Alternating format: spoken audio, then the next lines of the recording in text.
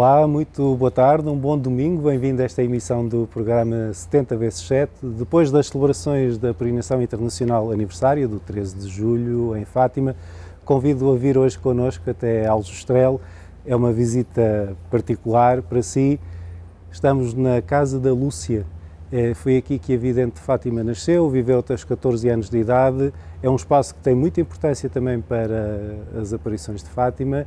E é sobre isso que vamos conversar com o nosso convidado de hoje, Marco Daniel Duarte, diretor do Museu do Santuário de Fátima. Também foi o responsável pelas intervenções museológicas aqui neste espaço. Um bom domingo, Dr. Marco Daniel Duarte. Muito obrigado por estar connosco. Obrigado, é um gosto, o Santuário de Fátima, receber novamente o vosso programa aqui neste lugar. Estamos em Aljustrel, é um espaço, antes de entrarmos na casa, vamos entrar já daqui a pouco, é um espaço que é importante para interpretarmos e para percebermos Fátima, Fátima, as aparições, tudo aquilo que aconteceu em 1917 e também antes, também no imediatamente depois. Que importância teve este espaço, esta casa que vamos visitar daqui a pouco, para a compreensão das aparições e, sobretudo, como primeiro espaço, e é essa a pergunta que eu lhe deixo já, o primeiro espaço, diria assim, de peregrinação. Porque é que desde tão cedo as pessoas acorrem aqui? Eu costumo dizer que Fátima tem, de facto, estes dois eixos, em torno da Cova da Iria e em torno de Aljustrel, o lugar onde nascem os três videntes, e costumo dizer que a grande diferença é a diferença de escala e não de mensagem ou de história. Na verdade, na Cova da Iria temos uma escala monumental e aqui temos a escala da intimidade. A intimidade do lugar onde nasce Lúcia de Jesus, onde nasce na outra casa Jacinta e Francisco Marto, e o lugar onde acontece uma tensão muito grande entre aquilo que é o viver cotidiano de uma família e que, a partir de determinado momento, quando as aparições de Fátima são conhecidas por todo o país e até fora deste território, começa a ser visitada e começa a ser lugar de peregrinação, como muito bem disse, desde a primeira hora.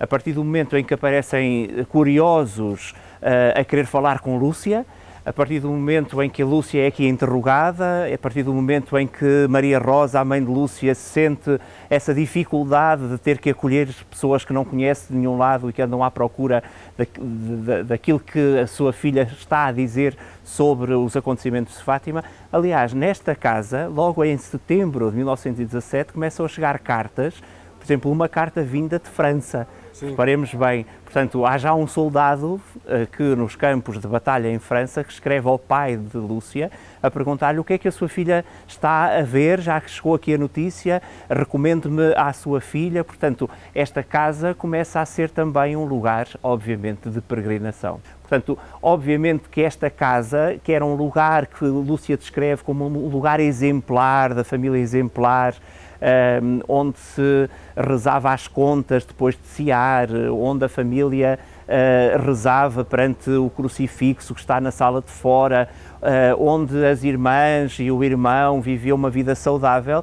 A partir do momento em que aparece a notícia de que a Mãe de Deus visita a humanidade e escolhe aquelas três crianças para isso, esta casa obviamente vira um rebuliço. Vamos então entrar nessa casa e ficar a conhecer um bocadinho melhor como é que então o espaço onde Lúcia nasceu e cresceu.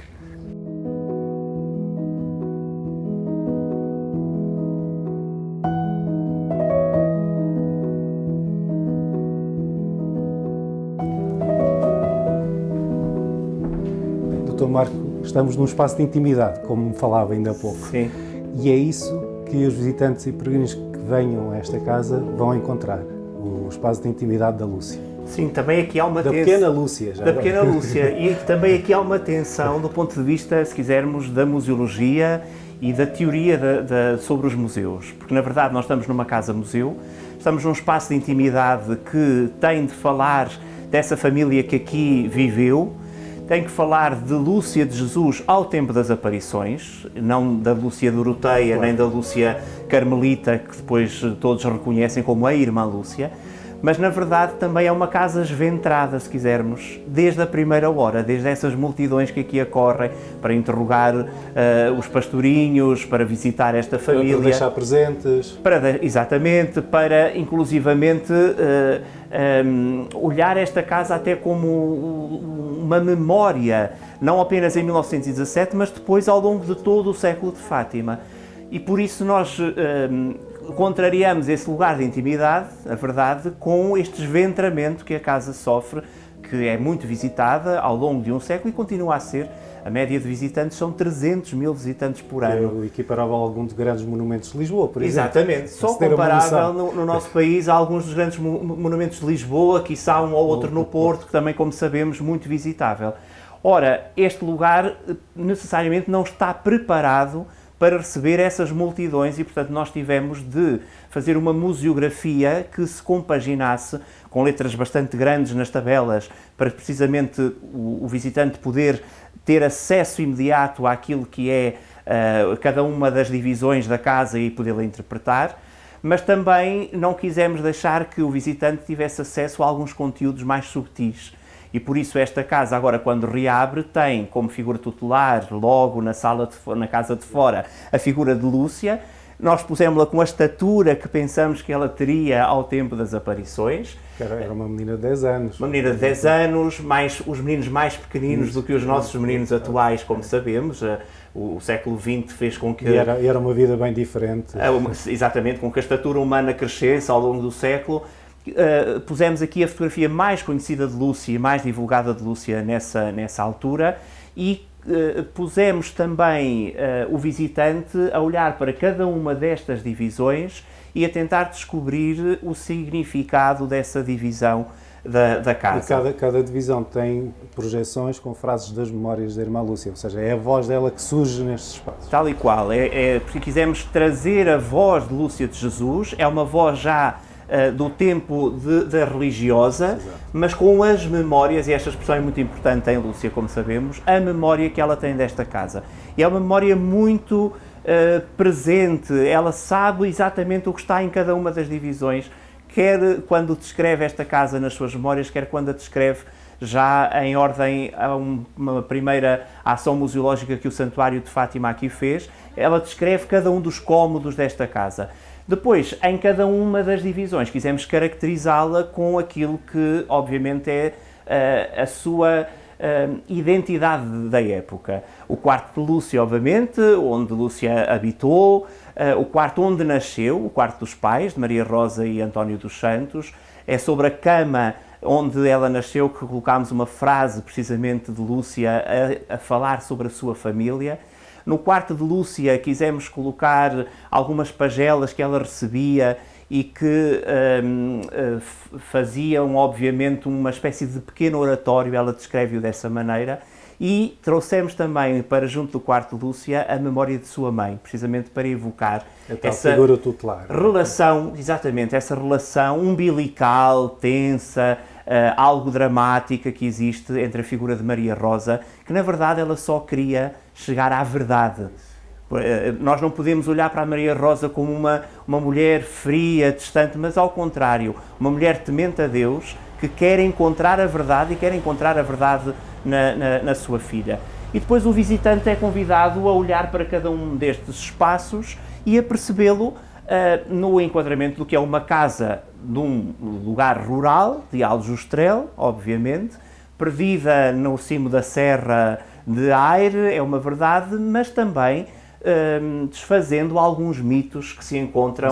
Desde logo, nós vemos que as paredes estão caiadas, não demos pedra à mostra. Obviamente, sim, na fachada destas casas, obviamente, estamos perante uma família que é uma família com propriedades, portanto não estamos a falar de uma família propriamente pobre desta aldeia. Isso é também uma ideia feita que interessou a uma determinada narrativa nos princípios da história de Fátima. Estamos a falar de uma família com desafogo económico. Aliás, quando esta família vem a sofrer economicamente é precisamente com as aparições. Os seus campos eram completamente devassados pelos peregrinos, as suas colheitas eram arruinadas. Isso está também documentado, exatamente. Mas é uma família onde se lê, onde quer o pai, quer a mãe sabem ler. Pelo menos o pai de Lúcia sabe escrever, assina, e a mãe de Lúcia era a catequista da aldeia com acesso a livros. Nós sabemos que nesta casa existiam livros, e isso foi uma das grandes diferenças também que a museologia, que agora aqui quisemos implementar, trouxe ao visitante. Quando entramos no quarto de Maria Rosa, encontramos duas publicações. Nós sabemos que existiam nesta casa, precisamente a Missão Abreviada, que conta, como sabemos, uma série de episódios espirituais, místicos, inclusivamente as aparições de La Salette, e a vida de Cristo, a imitação de Cristo, de Tomás Kempis, que é um dos grandes livros que acompanham os leigos, que é também muito interessante, o papel laical na história de Fátima, que acompanham os leigos ao longo de toda a Idade Moderna e a Idade Contemporânea. Portanto, nesta casa lia-se ao serão, Maria Rosa lia os textos destes livros e porventura de outros, que nós não sabemos que terão aqui existido, e coloca esta casa, obviamente, num outro patamar, que talvez não estejamos habituados a perceber em Fátima. Nós temos outros espaços, aliás, que já vamos falar daqui a pouco, mas aqui uma peça que eu gostaria que me contasse a história, que é o relógio que temos aqui. Sim. Para já, eu já sei a resposta, mas quero que as pessoas lá em casa também saibam porque é que foi escolhida a hora que ali está e como é que esta peça voltou a esta casa. Este relógio tem uma história muito curiosa. De facto, esta casa tem um relógio, embora nós saibamos que nessa época as populações não viviam ao ritmo do relógio, viviam ao ritmo do solar. Sim. E ao ritmo do trabalho dos campos, ao ritmo das festas religiosas, o Natal, a Páscoa, as festas dos santos, mas também o Carnaval, obviamente, aliás, e os bailes. Lúcia tem muita dificuldade com os bailes dessa altura. Maria Rosa tem muita dificuldade com os bailes dessa altura.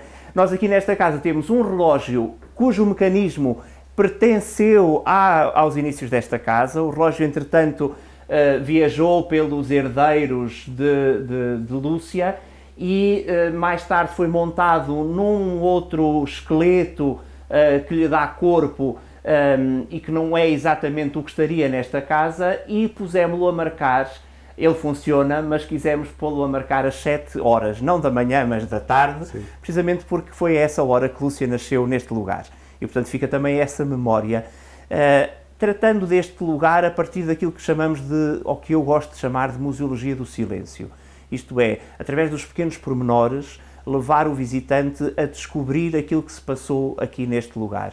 Isto aparece aqui marcado no relógio, aparece nas frases que estão projetadas de uma forma muito subtil, algumas delas até têm que ser encontradas, estão em paredes contrárias à visita. Está na lareira, precisamente, a marcar a data de nascimento e a data em que Lúcia deixa esta casa. Então vamos até lá para percebermos exatamente que outros espaços é nesta casa e, sobretudo, porque é que está lá a frase que está. Muito bem. Vamos então. Obrigado. Temos aqui uma frase em latim e temos duas datas, e partimos já para a explicação o porquê é que foi escolhida esta imagem para estar representada aqui na lareira. Então, em primeiro lugar, porque a lareira é o lugar da luz e o radical do nome Lúcia é de facto lux. Lúcia quer dizer de facto aquela que ilumina, que transporta a luz, enfim. Por outro lado, quisemos fazer uma provocação aos visitantes e eles vão sempre dizer: sim, erraram estas datas, Lúcia não morreu em 1921, sabemos que nasceu em 1907, ora estas são as datas de habitação de Lúcia nesta casa, 1907, 1921, e depois escolhemos a frase com que a Igreja já caracterizou a irmã Lúcia. No decreto sobre as virtudes heroicas, que saiu o ano passado, como sabemos, em que Lúcia é declarada como venerável, é-lhe aplicada uma expressão tirada do Evangelho de São João Evangelista, obviamente, mas que se refere a São João Batista. Portanto, há aqui os dois Joões. E é precisamente uma expressão muito interessante do próprio Cristo, que se refere a João Batista como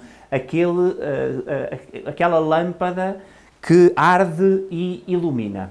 E a Igreja utiliza essa expressão para caracterizar Lúcia. Lúcia como uma lâmpada que arde e ilumina, que arde e ilumina. E, de facto, foi a sua vida toda isso. Ela não tem luz própria, obviamente, como sabemos. Essa luz vem de Deus. Sabemos que essa luz vem a partir das aparições da Virgem, que a envolve nessa luz e ela deixa-se iluminar por essa luz ao longo de toda a sua longa vida. E sabemos que a partir dessa luz ela também alumia os outros que aqui vêm.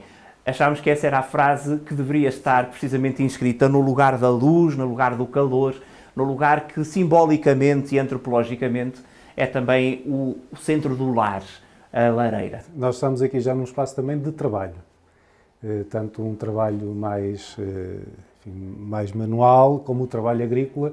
Eu gostaria só que me descrevesse muito rapidamente o que é que o visitante pode encontrar, tanto nesta, vou chamar assim, nesta sala de trabalho, como aquilo que era a arrecadação, que tantas pessoas terão conhecido também dos seus avós, dos seus bisavós e eventualmente até nas casas que tenham ainda hoje em dia. A cozinha era de facto o lugar central na convivialidade familiar.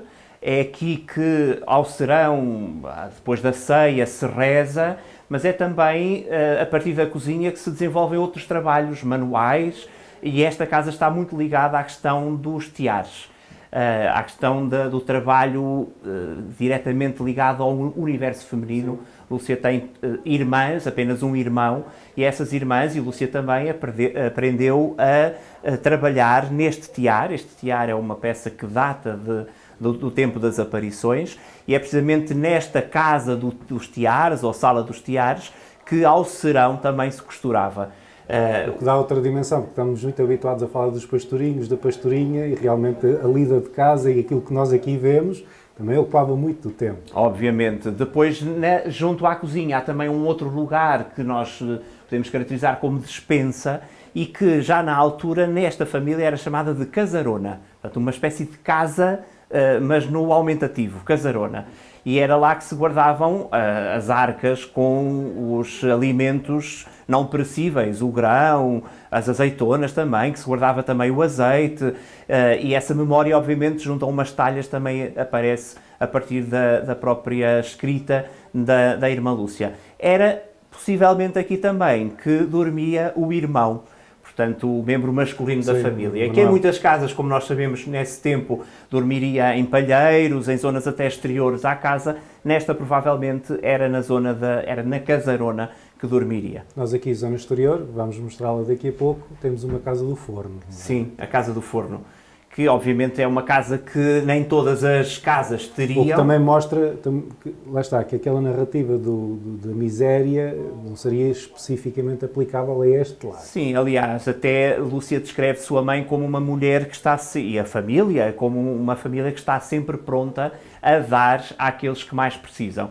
E, obviamente, algum pão que tenha sido ali feito há de ter sido distribuído pelos mais pobres.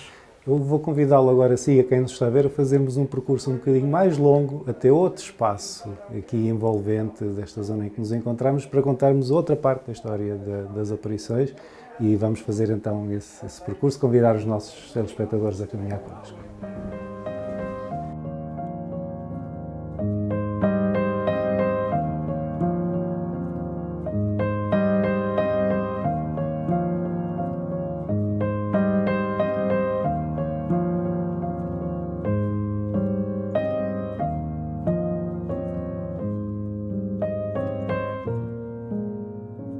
Estamos a chegar a um local que é muito próximo da casa da Lúcia, onde os três, ela e os seus primos, vinham muitas vezes e que está muito marcado na história de Fátima, porque estamos aqui a falar de umas aparições que não sabemos exatamente a data, mas em que estes três meninos, estes três pastorinhos, vem um anjo que os começa a preparar para aquilo que haveria acontecer em 1917. Sim. As propriedades da casa de Lúcia estendem-se até aqui. Este é o poço da casa, conhecido como o Poço do Arneiro, e é aqui que provavelmente as crianças brincam muitas vezes. Sim. E é aqui que vêem as estrelas, que vão considerar serem as candeias dos anjos, e a lua, que é a candeia de Nossa Senhora, e o sol, que é a candeia de Nosso Senhor. A candeia que está sempre muito presente. Exatamente. Portanto, e esta relação até dos pastorinhos com o cosmos, se quisermos dizer desta maneira, com a natureza e com o cosmos. Neste poço também é de facto, segundo a irmã Lúcia, que aparece um anjo. Pela segunda vez, eles já tinham visto essa figura na loca do anjo. na Loca do Cabeço, e aqui pela segunda vez veem essa figura que se lhes apresenta como uma figura enviada por Deus, que os chama para as questões ligadas à paz, que rezassem pela paz, que lhes diz que os corações de Jesus e de Maria estão atentos à voz suplicante da humanidade. Nós estamos no contexto da Primeira Guerra Mundial. Exatamente, portanto... sim, portanto estas aparições não são alheias também a esses conteúdos. É aqui no contexto das aparições que este anjo se intitula como o anjo da comunidade, o anjo da pátria, o anjo de Portugal, portanto o anjo de uma comunidade alargada. Portanto, aqui se percebe que as aparições de Fátima não são uma questão apenas para aqueles meninos, mas para uma comunidade mais alargada, para uma eclésia, se quisermos dizer assim, e que lhes vai chamar a atenção também para que Deus não é apenas aquele que está distante, mas é aquele também que se faz próximo no corpo, entregue pela humanidade e no Santíssimo Sacramento. Este é um espaço também que Lúcia recorda muitas vezes nas suas memórias, não é? Exatamente. Nesta questão aqui particular do Poço do Arneiro é de facto a segunda aparição e o Santuário de Fátima quis preservar o poço desta casa e quis inclusivamente aumentar-lhe o significado de uma forma evidente para que os visitantes que aqui vêm possam ter essa percepção da aparição do anjo. Convidou na altura a escultora Irene Vilares e é ela que vai fazer primeiramente a figura do anjo, é curioso, e só depois, anos mais tarde, vai fazer cada um dos pastorinhos e caracterizá-los também a partir daquilo que sabemos das memórias. A Lúcia aparece com os botões, a Jacinta com um lírio de candura e o Francisco com a flauta, com o pífaro típico que aparece nas memórias. Eu gostaria só, sei que há uma frase da Lúcia relativamente a este espaço que gosta muito e que queria partilhar com quem está a ver este programa.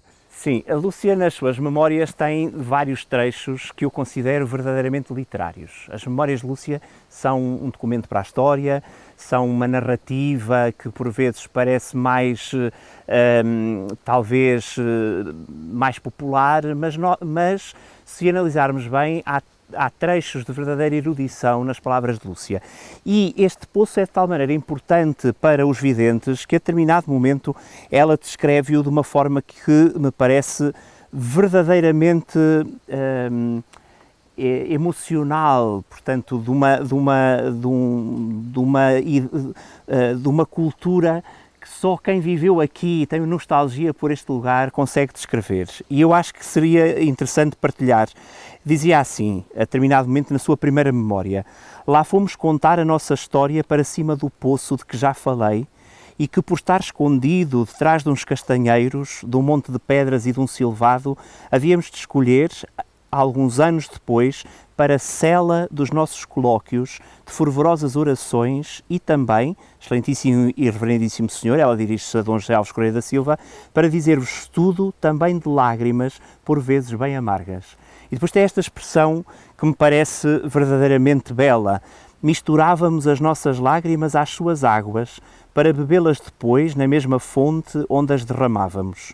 Não seria essa cisterna a imagem de Maria, em cujo coração enxugávamos o nosso pranto e bebíamos a mais pura consolação? Portanto, nós estamos nem mais nem menos do que diante de um lugar que é dos mais íntimos da mensagem de Fátima, isto é, o lugar onde Lúcia vinha chorar os momentos de amargura e também sentir a consolação. Toda aquela incompreensão de que falávamos já no início do programa. Exatamente, e a tensão que estamos a falar de interrogatórios a crianças muito pequenas, sim, incompreensão das famílias, da própria comunidade, que a acusavam de mentirosa, de intrujona, e aqui diz ela que era a cela, o seu recanto para o desabafo, e ela diz desta maneira muito poética: as suas lágrimas misturavam-se às águas do poço para tornar a bebê-las, e entendeu depois este poço como o consolo do coração imaculado de Maria. Dr. Marco Daniel Duarte, fica então o convite a quem nos está a ver para vir a este outro pulmão, não é, de Fátima, possa visitar o espaço renovado da Casa da Lúcia e todo este espaço que fala muito da vidente, dos pastorinhos. Muito obrigado pela sua sabedoria, por esta visita guiada, que foi um gosto. Foi um gosto também, e aquilo que eu tenho, obviamente, se me permite, é de facto fazer o convite para que não deixemos de vir a este lugar que nos fala igualmente da mesma mensagem, talvez aqui a possamos percepcionar a partir da intimidade que estes lugares, quer a parte construída, quer a parte da natureza, nos ajuda a entender. Muito obrigado, um bom domingo para si. Muito obrigado. Para você que está em casa, quero só despedir-me desejando um santo domingo, lembrando que amanhã o programa Eclésia está de volta a RTP2 no seu horário habitual, às 15 horas, porque é dia de folga na volta à França, tem alterado o horário de emissão. Amanhã, como de costume, voltaremos a encontrar-nos lá. Até lá, se Deus quiser.